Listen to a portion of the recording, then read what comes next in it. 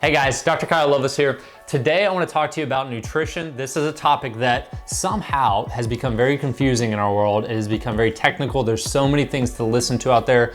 If you just want to become your own health expert and you're like, all right, I'm going to go look and research nutrition, you're going to come up with a bunch of different diets. You don't know if it's keto that you should do. You don't know if you should be intermittent fasting. You don't know if you should, follow a gluten-free diet versus a dairy-free diet and all these different things. And it becomes very difficult. So if you're listening to this video and you're stressed about nutrition and you really want to eat better, you want your family to eat better, but it just becomes so confusing that you quit, this video is for you. I want to talk to you today. I'm going to give you 4 things to look at in your nutrition. And this is, there's not a lot of things that I can say everybody should do, but this is 4 things that everybody should be looking at to create a good, healthy nutrition plan for their family. And then you can advance it from there. But these are the starting points. I'm gonna simplify it for you today and make it as easy as possible, okay? Make sure also you subscribe to this channel and like this video, share it with others. This nutrition thing is very important that we understand what we're putting into our bodies, but it can also be very confusing and it doesn't have to be that way. I think nutrition can be actually very, very simple.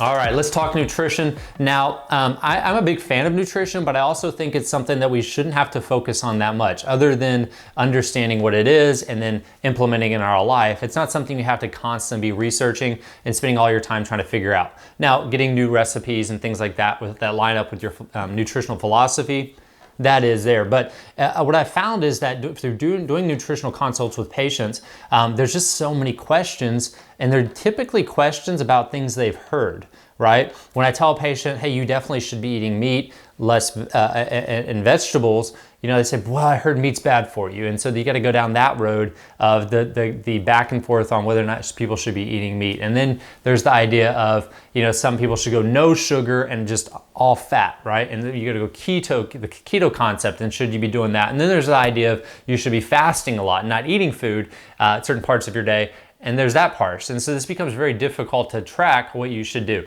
So I'm going to give you 4 areas to start to look at today. Okay, wipe all that other stuff you've heard out, right? And simply just listen to these 4 things. And it's not because I'm the only one that's right, but I'm going to make it simple.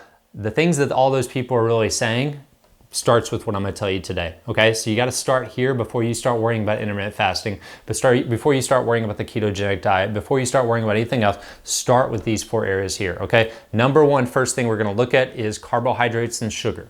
So looking at the carbohydrates you're eating and the sugar that you're bringing into your body. I think we all know at this point that refined sugar is super toxic for our bodies, right? Number 1. And number 2, it's very hard for our body to digest. It increases our insulin levels, increases our cortisol levels, and can lead to a lot of health issues long term. We know that for a fact at this point, okay? And so we know that reducing sugar is very important. So the first part of reducing sugar is learn how to start reading ingredients, okay? When you look at a boxed food and it says gluten-free, dairy-free, everything free, right? You look at that box and and it says organic on there, you gotta flip it over, look at the ingredients list. First, absolutely look at the sugar, in that area of nutrient values and say how much sugar is in this. If it says 4, 5, 6 grams of sugar, that's a lot of sugar. I know it's very common in the world today, but that's an extensive amount of sugar to be eaten in one sitting. So looking at that, and then secondly, going down to the ingredients list and looking for things that end in OSE. So dextrose, for instance, glucose, sucrose, things like that are sugars, and things that just say straight sugar.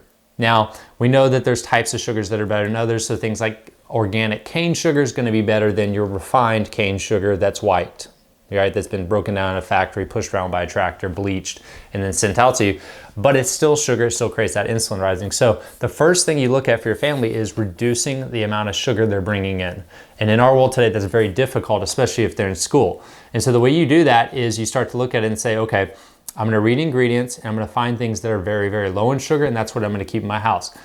But even more importantly, let's go with real food. If we go with real food that man didn't create, meaning like it's not in a box, right? It's an apple, or it's an orange, or it's a carrot, or it's a piece of grass-fed beef. Those are things that are going to naturally have lower sugars in them. Or they have sugar that has all the enzymes in there for us to break it down and digest it. Here's a great example of this. If you were, let's say you're in the Dominican Republic and you're walking in the jungle over there or whatnot, and you find some cane sugar, or sorry, you find some sugar cane. You take that sugar cane, you whack it off, and you start to chew on it. You eat that sugar cane. That is actually very beneficial for you. It has a lot of antioxidants, has a lot of good nutrient value to that. Yes, it has sugar, and yes, it increases insulin. It's not something you eat every day, all day, but it's actually very nutrient dense. And so the same thing, you eat an orange, it's actually very nutrient dense. You eat an apple, it's very nutrient dense, but it also has the fibers and all the other things, the saccharides and all these things in there that help you break sugar down, okay? And so those things are good. So when you go with real food, simplify it down and saying, okay, what do I need to eat? What can I find? Go with real food. If it was put on this planet for us to eat it unless man altered it. Okay, and the man altered it part is we genetically modify the fruit, or we spray a bunch of pesticides or herbicides on that plant. Well, now we genetically already altered it. Okay, so first thing when you're looking at your carbohydrates, eat real food. And secondly, now you look at, okay, I've reduced the amount of actual refined sugars and I've gone with real food. Now I'm gonna start to look at what things that maybe are real turn to sugar in my body. And so then your carbohydrates, you start to look at the things we think of that are carbs. Your pasta, your breads, your grainy substance kind of things. Those are gonna be high in sugar, even though it doesn't say sugar necessarily on it. It's a grain, that carbohydrate goes into our body, we break it down, turns it into sugar, and then our insulin levels go up, and it has a very quick release of sugar in the body. So you wanna minimize for your family grains that turn to sugar quickly. And that's gonna be your pasta, most your gluten-filled pasta, your wheats, right? Your oats can even do that a lot. Your rices, white rices, your potatoes, the starchy kind of vegetables are gonna be the ones that create that insulin rush in the body. And so looking at carbohydrates and saying, I'm gonna go with carbs that not only give my body the biggest bang for my buck in terms of nutrient value, but they actually taste good. And so you're gonna go with these cruciferous vegetables for your carbohydrates. Okay, so you don't have to have, I grew up in the era of you have a meat, a vegetable, and then a grain of some sort. You don't have to have that. It's not necessary. It has very little nutrient value in most of our grains. Go with your meat and then go with your vegetables. Okay, so your carbohydrates, pick your carbohydrates you like. Pick your broccoli, your kales, your spinach, whatever you like. Pick those and say, these are the vegetables we go with in our house. And make it simple, and then you can change it up later on. So really in our house, we pretty much have at any given time, only 5 different types of vegetables. Now I know there's people out there that say you gotta have all these different fruits and vegetables every day. I disagree. I disagree because it doesn't make sense. I don't think God put us here eating 2,000 vegetables a day or whatever their number is. It just doesn't make sense, number one. And then number two, those same people that are telling you that put vegetables in a pill and sell you a pill. So of course they're gonna say that. So you don't have to have that many vegetables a day. Eating food, just remember this, if you were gonna have to eat 10 servings of fruit and vegetables or whatever that number is, think about this. You also have to break all that fiber down. You also have to process all that sugar. Your body has to do all that work, and most of your day isn't laying around digesting food. It's working, it's moving. And so if you're really eating that much all day long, you're actually putting a lot of work on your GI tract, and that food's probably just sitting there and fermenting because you're in a stress response mode most of your day, not a digestive mode, okay? So you don't have to have a million fruits and vegetables every day. You just need to have some core ones that give you a lot of nutrient value. And I think God put us here to, in terms of nutrition, the way a biblical nutrition standpoint would be, is that we eat foods that help us live our life and perform and help us accomplish the things we're here to do. All right, I think in America we've kind of made it like our food is this like, it's an emotional connection. It's like something we have to have. When we think of food, we want things that are very quick and that help us feel good in the moment, fast food, right? But we know that those things that are real quick and make us feel good in the moment actually aren't good for us. So it's good to taste good, but it doesn't necessarily want to be quick, and it doesn't necessarily just have to taste good. You want it to have nutrients. So when you're talking about carbohydrates, high nutrient value, low amounts of sugar, and then when you do have sweeteners and sugars, like let's say you're making cookies or something clean and organic, but healthy, use sweeteners that aren't going to be as hard on your body. Use things like monk fruit is my favorite. Monk fruit's great. Birch xylitol is a really good one, okay? Some other ones out there, stevia. I don't love stevia, the taste of it, but some people use stevia as that natural sweetener. And then you can have the natural sweeteners that are sugar, but are more natural, things like honey, maple syrup, dates. These are all great ways of getting that sweet kind of tooth satisfied for your family without overdoing sugar. Okay, so that's number one. Look at your carbohydrates and start to reduce the amount of carbohydrates that you're eating into more of that just your core vegetables. Those are carbohydrates, believe it or not. Next is fats. So look at the fats that you're putting into your body. And this one is crucial. So fats actually are an essential part of almost every function in our body. Every hormone needs fat to be produced. Our cell wall is surrounded by fat. And so the type of fats that we eat will really decide what kind of state our body will be in, right? And so there's been a big debate on fats for many years. First, it was you had to get rid of fat because it was bad for you. Then they realized that was crazy and that we need fat. And now they said, okay, you can have fat, but you can't have this type of fat, right? You can't have saturated fat. Saturated fats is what's going to cause heart disease and cancer and all these problems. But the truth is that a woman's breast milk, and I'm going to look it up actually right now, I think it's about 50% saturated fat. Actually, Nick, do you mind looking that up? What percent of fat is a woman's breast milk? I lost the percentage in my head, but it's a very high percent of saturated fat, which means that's what a baby is grown on, right? If saturated fat's bad for us, why is it in breast milk? If saturated fat's bad for us, why is it in a coconut? Now we look at it and say, okay, so saturated fat isn't necessarily bad. It's the quality of fat that you're getting, okay? So you want a fat that's not rancid, right? That's not oxidized and broken down. And so you look at fats, and we have if you go on actually in the links below, you can go onto our link tree and that'll take you to our good fat versus bad fat PDF, and you can get that on there. But it ultimately tells you what fats are good for you and what's bad for you. Okay, so fat is an essential part of every function in our body. If you want good estrogen levels, you need to eat fat. And actually, when someone has a hysterectomy, the woman holds on to fat because they need to produce estrogens, and fat produces estrogen. So the body will actually hold on to fat in that circumstance. So good fats versus bad fats. Your bad fats, some examples of bad fats are gonna be your hydrogenated and partially hydrogenated oils, okay? Things like vegetable oil, canola oil. Canola isn't a plant. It's an acronym, Canadian something something oil. And it comes from the rapeseed plant, but it becomes very oxidized very easily. And it's also a very genetically modified plant. So you have vegetable oil, canola oil, any partially hydrogenated oils. Peanut oil is very inflammatory as well. It's high in omega-6 fats. And so taking the oils and saying, okay, I'm gonna have good fats like coconut oil or grapeseed oil or avocado oil. Those are gonna be healthier fats for our body, or even fish oil, right? And then also looking at fats in our meats. So if you take your meat, I'm gonna shift that when I talk about protein, I'll talk about meat, but the type of fats in your meats and how they were raised actually matter as well. Okay, so you wanna get your good fats versus your bad fats. And again, go down below and you can get the PDF on good fats versus bad fats. All right, the next step. So first, look at your carbs, reduce those, reduce sugar. Fats, make sure you're getting enough fat. And fat doesn't have to be a massive amount, eat normal. I just say, like, don't overthink it. Eat a steak, eat a hamburger, eat an avocado, put some coconut oil in some things. You don't have to overdo the fat, okay? Next is protein. So we got our carbs, our fats, and our proteins. So what kind of protein should you eat? Now that's a big question because you have a lot of protein shakes out there, and protein has become this thing that almost is like misunderstood, that if you eat protein, that's what you need for muscle. And protein, yeah, that's a part of building muscle. And we need protein for every aspect of our health, okay? You need it for the building blocks of your body. Protein, you eat it, good healthy protein gets broken down into amino acids if you're digesting food well, and then those amino acids are used to do processes in our body. So when it comes to protein, the types of proteins you want to avoid are going to be from, at least meat proteins or animal proteins, are going to be from animals that were raised not the way animals meant to raised. And we go back to that biblical nutrition. God put us here and he said, hey, take care of these animals, right?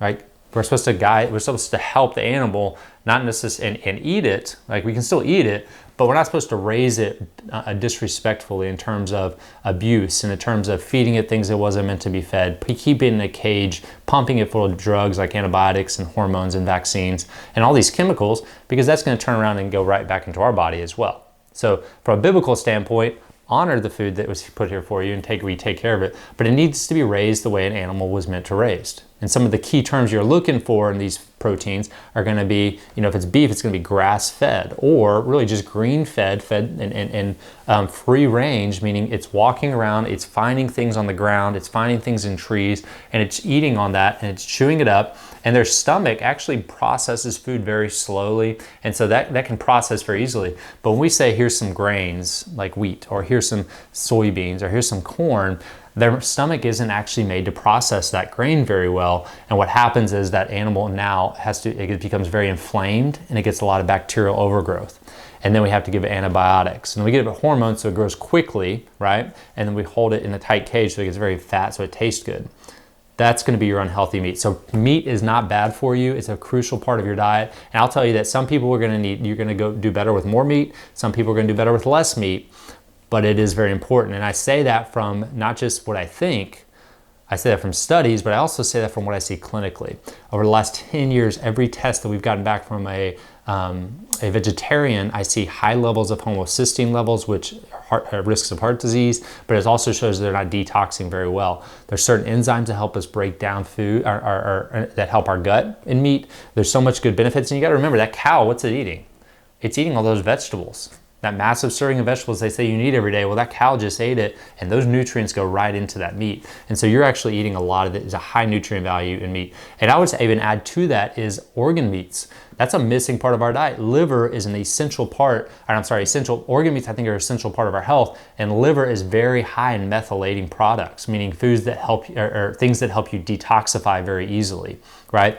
Liver has a high amount of vitamin A, a high amount of nutrients in general, B vitamins. I mean, I would actually go as far as to say taking liver regularly is better than a multivitamin, right? You get these multivitamins with 80 different vegetables in there, and you look at it and you say, okay, I'm gonna take 80 vegetables at once. Well, here's what your body says. I don't like kale, and I create an allergy response to kale. And so that whole product with all these great vegetables is actually inflaming you. And I've seen this over and over again. When people stop those products, they actually get healthier.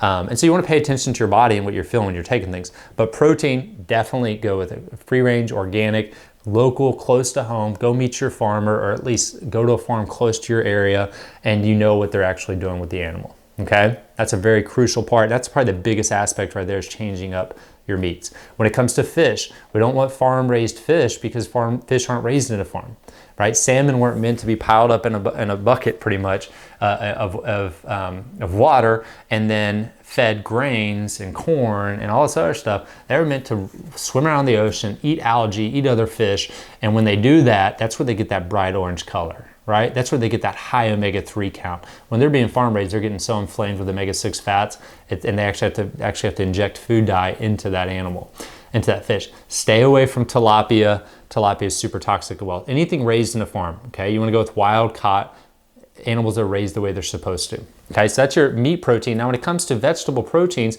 remember vegetables have proteins too. Okay, so everything that has a building, it has a structure, it's gonna have some level of protein. So you take something like peas, pea protein. You got your branched chain amino acids in there, great quality protein there. You take something like hemp. Hemp seeds are very good protein. Chia seeds are really good quality protein. So if you're someone like maybe you just don't like meat and you don't want to eat a lot of it, I still recommend getting in there, whether it's even if it's like eggs or something else like fish. But if you're not into eating like steaks and things like that, or beef, then at least be getting your branched chain amino acids from things like chia seeds or things like pea protein or actual peas, or hemp is a great option. Flax has some as well. So you want to go with those proteins that are going to be quality. And you want your fist size. So when you're taking a plate and you say, okay, I'm going to make my meal every day, I'm going to say I need about a fist size of protein. If I'm exercising a lot, I'll go a little bit bigger. And then I need a good healthy vegetable. And that's it. That's it. So when I say I was going to simplify things, it might not seem very simple what I just said, but when you take it all down, you look at those three areas. Okay, I'm going to talk about chemicals in a second, but you look at your sugar, you look at your fats, you look at your protein, and then you say, okay, how do I make a meal out of this? I get those vegetables that I picked that I'm going to use in my family, and I found the meat that I'm going to use, and that's it. Okay, you can add some sauerkraut for digestive health. You can add some simple things like that in there. And then every so often, I'm gonna add some jasmine rice because it's fun. Or I'm gonna add some quinoa in there because I want something a little bit extra. I'm gonna have sweet potatoes, or maybe every so often, I'm gonna have a regular potato that's raised or grown properly.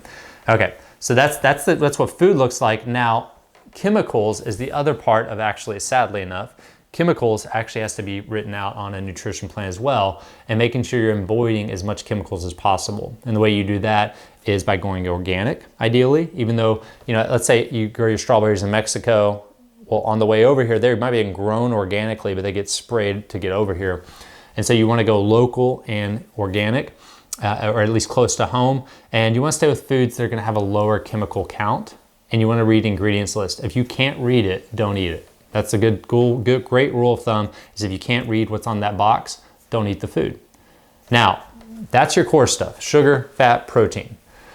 Did I say anything about eating gluten? Did I say anything about eating dairy? Let's look at that real quick. Okay, so gluten in our wheat products that we have today, or our gluten-filled products that we have today, our grains. Gluten is something that, one, the genetic makeup of these grains is a lot different now than it was decades and decades and decades ago.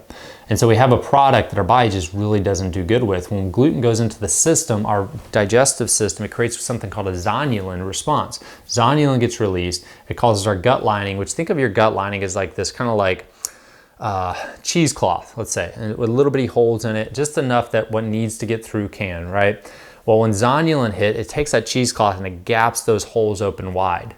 And it allows proteins that didn't get digested in your stomach to get into your bloodstream, and it creates an immune response. So every time we eat gluten, our body creates an inflammatory immune response, no matter who you are. This is how the actual body responds to gluten. So is it a good idea to take gluten out of your diet? Absolutely. Because that zonulin response can take weeks to go away and calm down. And it's something that we want to reduce stress. We want to get nutrient value. You're not getting nutrient value from that gluten. You're getting quick pleasure and a crazy inflammatory immune response. So take gluten out. That's a simple one.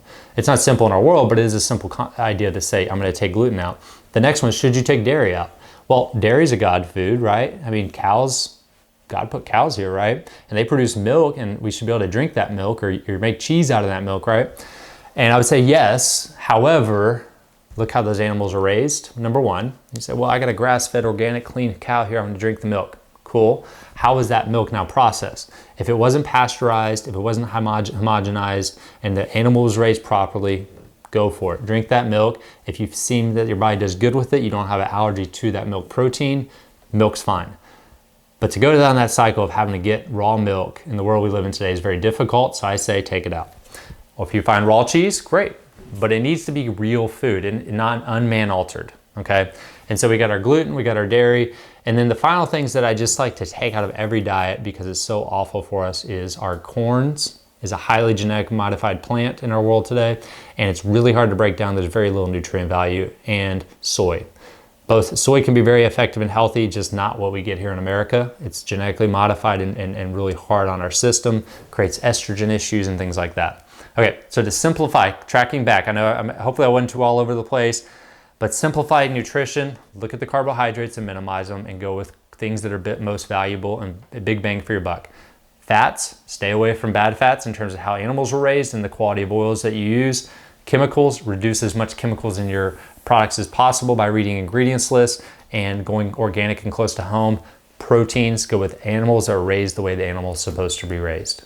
Okay, get your fist size full of protein, some vegetables, and then from there you start to individualize that for each family member. But if you just say, I want to make it simple, that's how you follow nutrition. There's your nutrition tree or triangle or whatever they want to call it. But that's how you should roll. And then from there, you can start to add in herbs and you can start to add in little medicinal things that you use here and there. But your core needs to go back to that. Okay, so hopefully that was effective for you guys. If you want to learn more about nutrition, well, then we can deep dive, and that can be an individual conversation. Maybe we do a food allergy test. Maybe we do a stool test to see what's going on with your gut. You know, if you have acid reflux, well, your nutrition needs to change. If you have constipation, your nutrition needs to be a little bit more zoned in. But for the everyday person that feels good, everything seems healthy, they just want to raise a healthy family, what I said today is where you start.